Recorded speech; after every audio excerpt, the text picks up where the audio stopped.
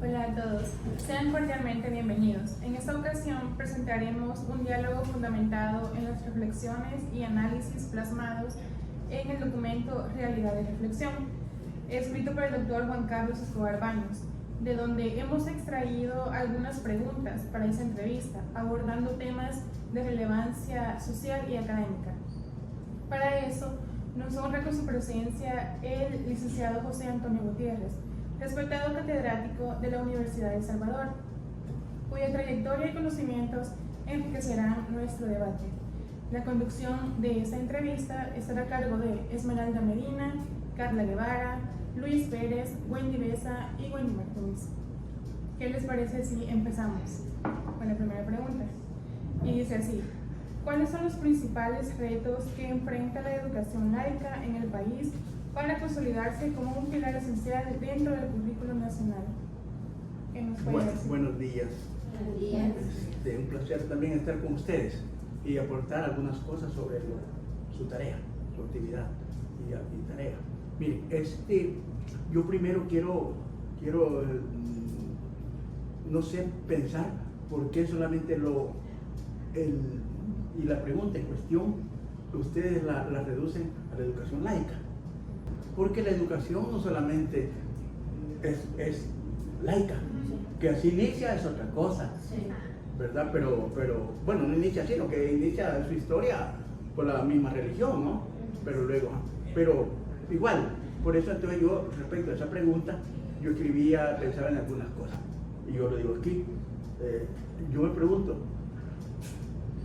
si no toda la educación, sea laica, sea religiosa, sea estatal o sea privada, será administrada por un ente rector de la educación, en principio. Y segundo, es que estará también, si hubiese alguna reforma, cubierto por una reforma educativa, en vigencia, en vigor.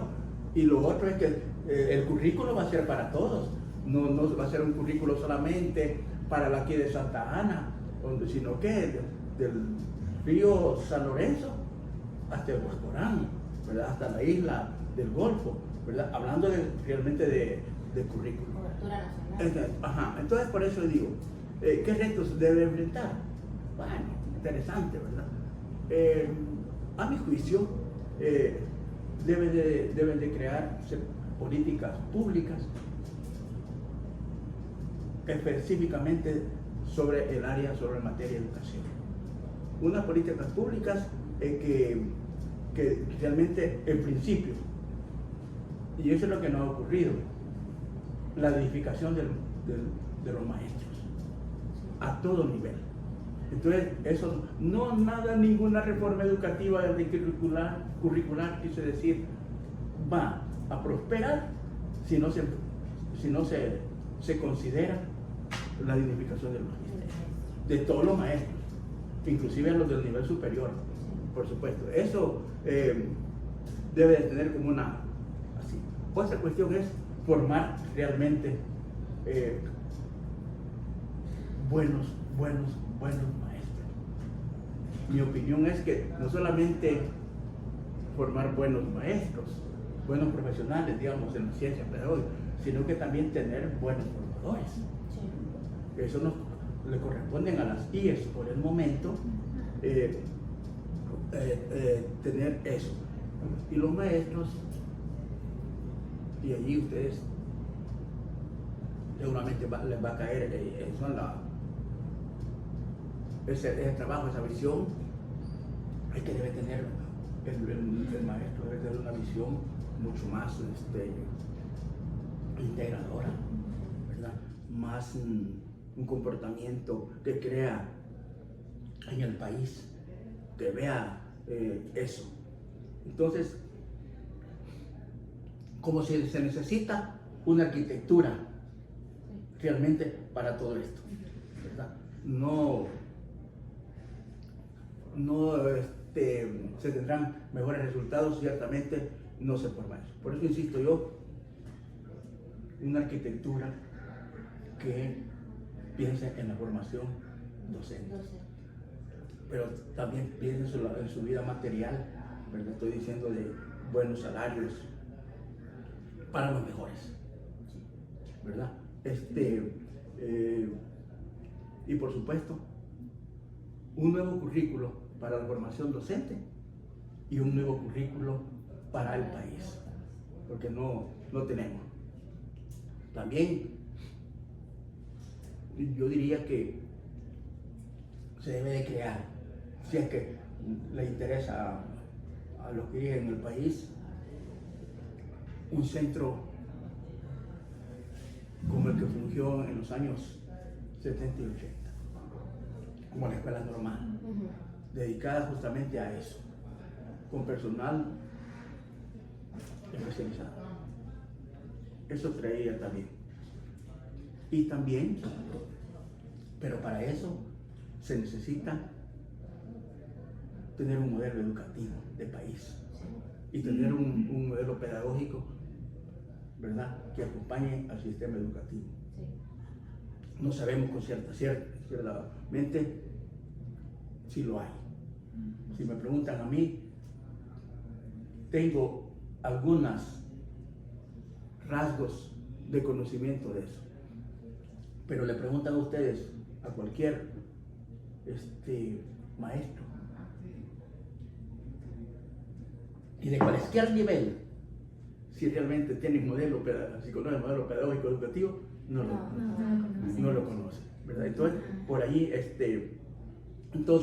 debe hacerse una profunda, ahí sí. Si pensamos en un nuevo currículo, si pensamos en eso, y ya dije, una arquitectura que contemple todo, se debe hacer una profunda participación de todos los agentes, ¿verdad?, que participan en el currículo. Llámese los maestros, digamos, las academias, llámese la sociedad civil, la sociedad, pues, al final de cuentas no a ellos les vamos a educar, ¿no? Les van a educar ustedes a los niños, pues, o a los estudiantes.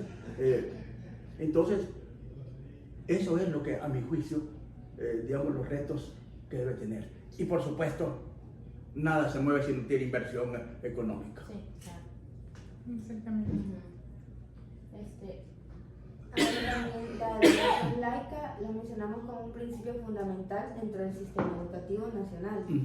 Se encuentran diversos desafíos, que eran los que se mencionaban anteriormente, que van desde la resistencia cultural hasta la falta de recursos por su implementación, ya sea efectiva en cada uno de los niveles que se van a cursar.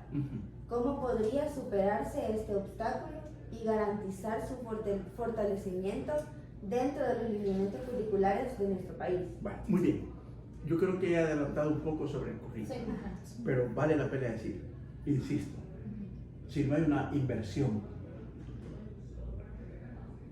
necesaria para la educación en todos los niveles, por más que se haga, por más que no creo que haya, porque miren cómo está el sistema educativo nacional. Salgamos a la zona rural y las escuelas están en una desgracia. Igual, por muy bueno que sea el plan que se tenga, si no tiene inversión, no se va a hacer nada. Y una buena administración. Una buena administración. También se pone en juego la parte docente, Sí, claro. porque hay unos que no conocemos totalmente el tema al que se está refiriendo, Claro. y a ponerlo en práctica ahí es donde uno choca como para darle las clases a los niños. Claro. Entonces esto supone mejorar o tener un nuevo currículo. No le quiero llamar reforma porque es demasiado decirlo, ¿verdad? Pero ¿a quiénes les vamos a apostar? ¿Quiénes son los expertos? ¿Quiénes son las personas? ¿Quiénes son los sujetos que van a crear realmente un nuevo currículo? ¿O quiénes van a crear, digamos, una teoría del currículo, teoría de la educación? Los expertos. Pero hayan salido ahorita con la nueva reforma educativa, yo no la conozco. Y ustedes tampoco la conocen, ¿verdad? Entonces, no se puede, digamos, esconder eso. Entonces, para mejorar lo que usted me pregunta, debe haber un currículo que sea atractivo para la gente, para los estudiantes. Llámese usted atractivo, ¿el que ahora le llama atractivo? A que solo los chicos escolares estén con la tabla o estén con el teléfono. Y eso no es muy atractivo. Y cuando yo digo atractivo, que le empiece a gustar, que ¿no? sea dinámico. Ajá, para que que le ellos... empiece a gustar, ¿verdad? Con otras cosas. Un currículo real, pues, ¿verdad? Ustedes lo saben muy bien, los 5 modelos, los 5 formas del currículo, ¿verdad? Usualmente, a veces es así, que prevalece más el que construye el docente, ¿no? Sí. ¿Verdad? Y el currículo oficial, porque a veces desconfiamos de lo que tiene el currículo oficial, a veces es real.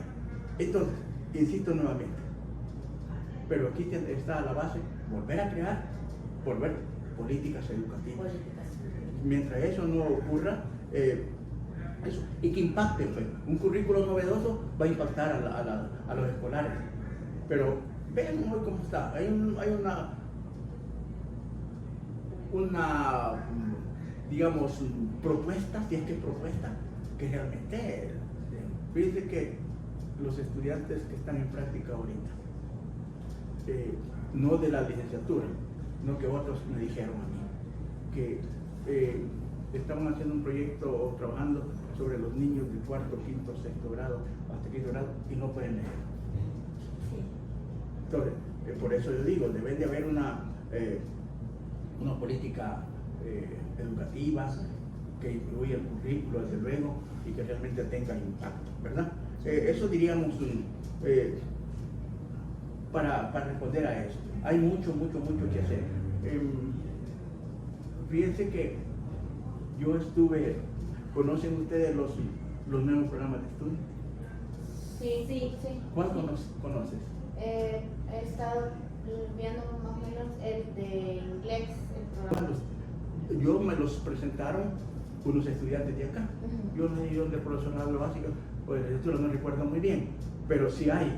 Lo que les quiero decir que a las materias no les han cambiado nombre, Simplemente. porque yo tuve acceso a eso en el área de los estudios sociales. Me interesaba ver, me dio curiosidad, porque ya nosotros ya los había más o menos visto. Ciudadanía y valores. Sí, ciudadanía y valores.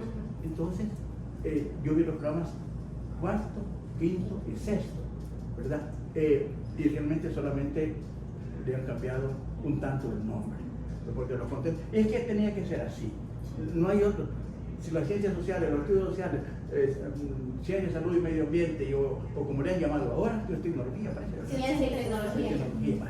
Igual del ministerio. Entonces, pero al final de cuentas es que no tienen por dónde sacar otros contenidos. Hoy, el que no conozco, porque no lo hay, un programa expresamente el de 1º, 2º y 3º grado, o sea, del primer ciclo. Sí, No esos no están todavía, porque o sea, uno se mete a buscarlos a las páginas del gobierno y no le aparecen los de años anteriores, pero tienen que hacerlo con base a los que ya están, pero no nos muestran de forma en sí para que uno lo vaya a desarrollar. Ok, voy a citar a Oscar Picardo, el doctor Picardo, que dice al respecto en una cuestión. Él planteó un texto sobre políticas públicas, y en uno de ellos me pareció muy interesante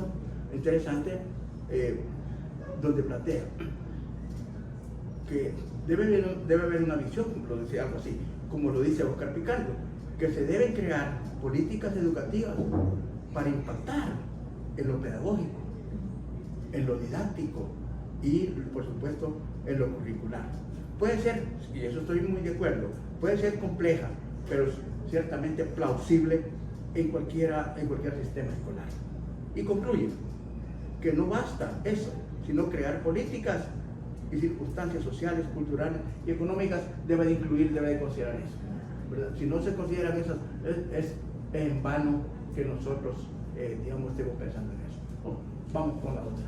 Bueno, desde el doctor Carlos Escobar Baños, en la revista Reflexión, sostiene que la pedagogía salvadoreña ha sido históricamente invisibilizada, imaginada. Referido a esto, conlleva la siguiente pregunta: ¿cómo pueden los educadores salvadoreños trabajar para elevar y celebrar contribuciones de los pensadores o educadores salvadoreños en el campo de la educación? Veamos. El colega hace una hace una reflexión histórica sobre el currículo, ¿verdad?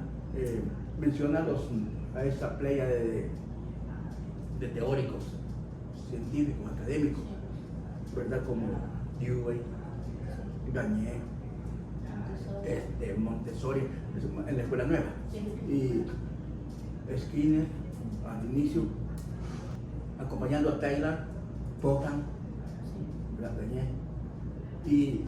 y otros. Entonces, eso me parece importante, pero yo agregaría también otras referencias acá. Hay que decirlo con franqueza. Aquí en el país mejor dicho, sí ha habido curricólogos y teóricos en las ciencias pedagógicas. Pero lo que pasa es que los que han creado el currículo de acá no han pensado en nosotros, en los teóricos de acá, sino que han pensado en otros. Entonces han creado un modelo, qué galán, qué modelo, una propuesta siquiera híbrida, donde han considerado varios enfoques, ¿verdad? Veamos, en la reforma educativa del 95, sí, en marcha, hay una cuestión importante que dice, habla del constructivismo, que el currículo y la educación debe ser también humanista y socialmente comprometida, ¿verdad? Pero eso es un dicho, ¿verdad? No hay. Entonces, también hay que considerar para esto, aquí van a ver ustedes en el currículo de ahora que no consideramos al movimiento de la escuela nueva. Se aplica un poco lo de María Montessori, en la escuela pública no. Antes en la privada un poco, y los otros teóricos. Entonces, cuando el colega habla que hay que considerar que si bien es cierto, ha habido una invisibilización del currículo, pero no porque los maestros lo hayan querido, sino que se lo han presentado. Se ha impuesto. Sí. Entonces, aquí también han sido invisibilizados las clases menos privilegiadas. Si no, vean como cuántos estudiantes se han quedado sin acceder a la escuela. Entonces, ¿de qué nos serviría tener un buen currículo? Llamémosle mejor si los estudiantes si la educación es excluyente. ¿Me explico? Sí. Entonces, esa es la cuestión. Le pueden decir que el currículo no es atractivo, que no es esto, aquello, pero es que las condiciones tampoco materiales y también espirituales no son las apropiadas, ¿verdad? Entonces, el Ministerio de Educación, los gobiernos de ayer y de ahora no han dignificado a la clase magisterial, y eso trae problemas, porque los mejores dos profesores deberían de ser los mejores estudiantes que fueron para ingresar, y allí podríamos mejorar. Y yo diría que el 100% de los niños y de las niñas tengan acceso, y los adolescentes tengan acceso a la educación, a un currículo verdadero, ¿verdad? Que realmente satisfaga, digamos, algunas necesidades y que esté al tono del entorno nacional e internacional, pero no solamente inteligencia artificial. La inteligencia artificial no enseña a leer, sino que me lo demuestre. ¿Quién más? Anexada la pregunta de la compañera. Entonces, ¿consideraría usted que se están o no se están haciendo esfuerzos para desarrollar una pedagogía con identidad nacional. Y si fuera así, ¿cuál cree usted que serían los desafíos para que esto se pudiera desarrollar? Bueno, primero, mejor se está desarrollando o pedimos que se desarrolle. A luz de tu pregunta. Mire, aquí esfuerzo por una nueva educación no la hay. No la hay estrictamente en la palabra. Y más aún, si no se hacen esfuerzos por mejorar la educación, cada día es más crítica. Y después no se tienen datos fehacientes de cómo va, pero hay menos estudiantes. ¿Por qué será? Y ahí hay que decirlo, las academias no hemos aportado mucho sobre eso, porque no sabemos, hay números, la natalidad de El Salvador, no sabemos cuántos niños exactamente y niñas escolares. Lo que sí estoy seguro que hay menos. Sí. ¿Saben cuánto fue la Universidad de El Salvador? Ha tenido un ingreso bajo. Sí. Este Sí, año este año fue uno de los menores. Los más críticos. Ajá. Entonces, pero respondiendo entonces a lo que ustedes me preguntan, es que miren, vean esto, el concepto de pedagogía, currículo y didáctica realmente son palabras extraviadas para los políticos porque no lo entienden.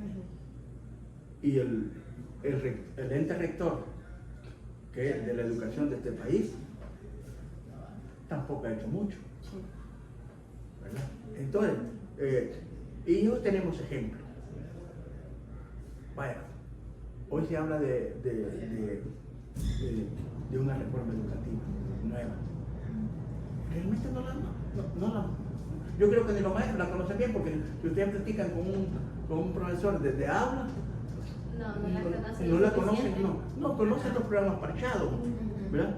Los nuevos programas de asignatura, ¿verdad? Que son una expresión del currículo nacional. Esos niveles no está tan bien, digamos, no fue discutida donde hubiese salido seguramente una nueva propuesta curricular, de verdad. Yo no creo que hayan invitado a las IES responsables de eso, con sus áreas de pedagogía, con sus áreas de educación, pero teníamos que haber dicho algo sobre eso. Los maestros y las maestras también. Pregúntenle ustedes a los maestros. Ustedes están en práctica ahorita, ¿no? ¿Verdad? No. Bueno, pero si le preguntan a ustedes a los maestros, a los tutores que nosotros les llamamos, les van a decir que no. Pero todavía más grave, un currículo así, visto así, no tiene futuro. ¿Por qué? El programa podría estar bien interesante, seguramente, digamos, partamos de eso, pero resulta ser de que ya el ente rector ya le da al maestro lo que tiene que hacer. Tiene que decir. Entonces, como se pregúntele a su profesor de diseño de aplicación de currículo, es que no debe haber un currículo, digamos, tan estandarizado. Sin tomar en cuenta la opinión de los maestros, que son los que están en el área practicando, desenvolviéndose con los niños. Sí. Porque ahí es donde entra la contraparte de que los maestros no pueden desarrollarlo porque no saben cómo se hace o les imponen en sí lo que tienen que ir a hacer. Claro, porque es un currículo, el que se da acá, allá por el río San Lorenzo, el río Paso, donde quieran, es el mismo que se da en la ciudad. Sí. Entonces, y todavía más, no dan tiempo para adecuaciones curriculares. Entonces, porque ya le dan al maestro lo que va a hacer. Entonces, ¿qué desafíos se enfrenta? A mi juicio, pensar en un modelo, insisto en eso, en un modelo educativo, en un modelo pedagógico y un modelo curricular. 2. Invertir más en el área de educación, ¿verdad? Por a nivel básico, ¿verdad? Darle cobertura, darle más, pero al contrario, mejor distinto. Otro desafío, hombre, lo vengo diciendo, hay que dignificar a los maestros, y los nuevos que van a llegar, que sean realmente los mejores. Darles también espacios a los teóricos, a los que piensan sobre educación aquí en este país, porque lo hay, a los que saben mucho de currículum, para que haya una propuesta curricular discutida, consensuada, una amplia reflexión sobre eso. Pero así como se ha hecho, no, ¿verdad? Más aún.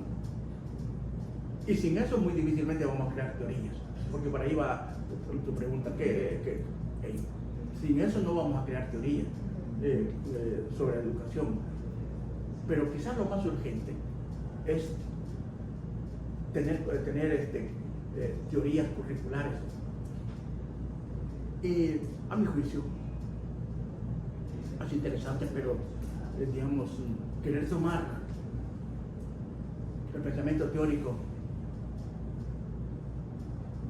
y que va a ser propio, digamos, para acá, de otros modelos, me parece que no, ¿verdad?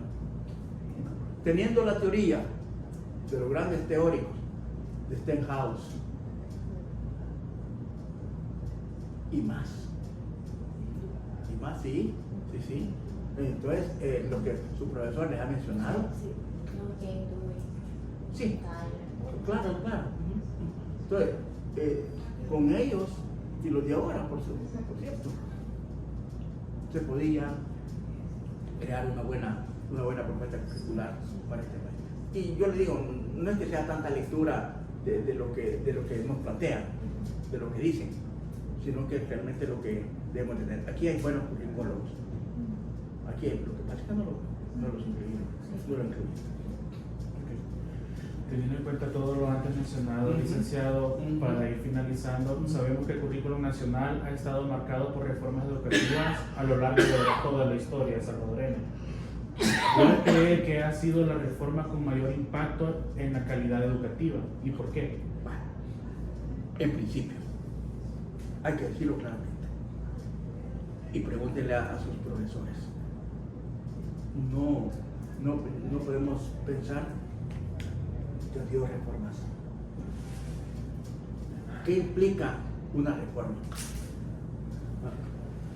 Una reforma implica modificar la educación de un país, y modificar la educación de un país quiere modificar a los que la van a recibir. El nombre me parece, y se lo digo, el nombre de una reforma no es tan importante. Se hace. Es lo que hace. Lo que quiere. Mi nueva escuela, no tengo mucha que decir porque no la conozco mucho, sino que se va a hacer por los resultados. En México se dio una reforma educativa, que algo le pusieron el nombre por burlar, Piñar Nietos, algo así, seguramente por el presidente que estaba ahí, por Peña Nieto. Entonces, no es el nombre, ¿verdad? Sino que el quehacer. Fíjense ustedes, ¿cómo iba a ser si es reforma? Ninguna de las que han habido, ¿verdad? Porque no ha modificado esto. Si los niños de ahora no pueden ni leer ni escribir hasta sexto grado y quizás hasta tercer ciclo, y si no pueden escribir, no pueden comprender, y si no pueden comprender, no pueden hacer. Entonces, eso es así. Entonces, la reforma educativa en marcha, si ustedes me preguntan a mí, porque por ahí vi algo que querían preguntarme, si vamos a hablar de reforma, quizá para mí yo me quedo con dos tipos de reforma. La del 68, porque tenía muchas cosas importantes, y la del 95, que tenía también cosas. Pero como aquí la cuestión es esta, que aquí los políticos hacen alarde de eso.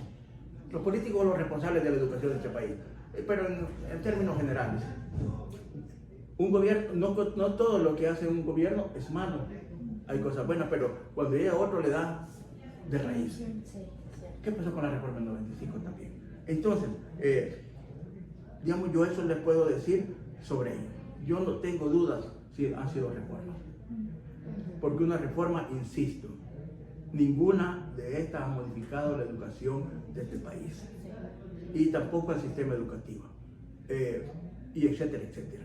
Por eso tengo mis dudas, ¿verdad? ¿Qué más podría decir? Yo creo que eso es lo más notable sobre su tarea que tienen, ¿verdad? Que me parece bien. Okay. Sí, ya solo a manera de conclusión, entonces diríamos que hay que centrarnos más en lo propio, ¿verdad? Y en tratar de copiar aquellos modelos que realmente no han funcionado, como usted decía, porque las reformas vienen siendo a veces copias de otras que han funcionado en otros países y no adaptadas a la realidad de nuestro país. Entonces, apostarle más a lo propio, a lo autónomo, a lo crítico que queremos formar en los estudiantes y en el docente, como usted mencionaba. Sí, sin despreciar desde luego los aportes teóricos y seguramente prácticos que han habido, pero no los podemos copiar. ¿Por qué quiero decir esto? Como ya dije que no han sido reformas, sino que parte así, pero la reforma del 40 nos ayudó, empezó con eso.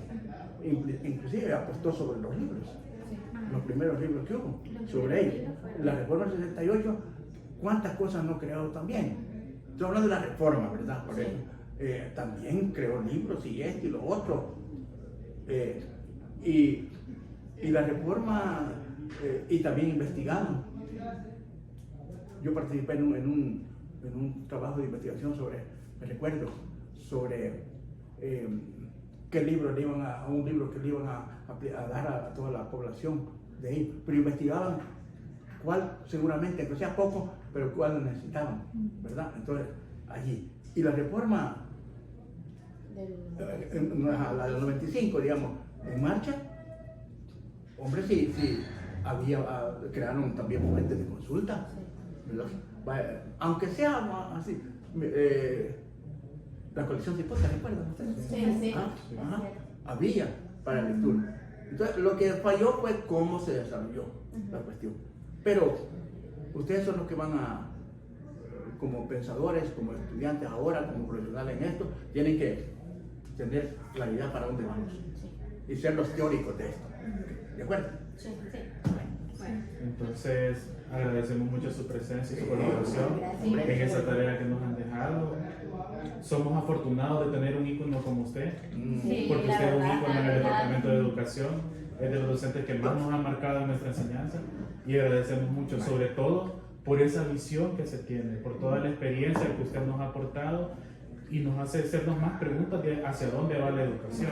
Perfecto. Y cómo será de acá a un tiempo. Todos los compañeros son buenos. Muchas gracias, Luis. Vale, Agradecemos mucho, También ustedes son